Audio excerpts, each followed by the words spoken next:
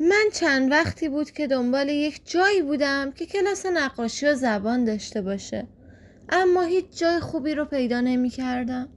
همه جایا گرون بود و من پولش رو نداشتم یا کیفیت خوبی تو آموزش نداشت. روزهام داشت میگذشت و من نمیدونستم کجا کلاس برم، تا اینکه یک روز به دوستم زنگ زدم و اون گفت چرا یه سر نمیزنی؟ ایده خوبی بود. پس یک روز رفتم به اونجا هر کلاسی رو داشت.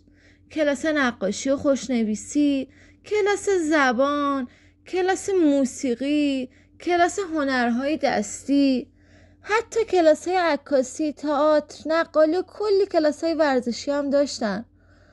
من کلاس نقاشی و زبان رو ثبت نام کردم و حالا روز به روز داشت کار نقاشی و زبانم بهتر می شد.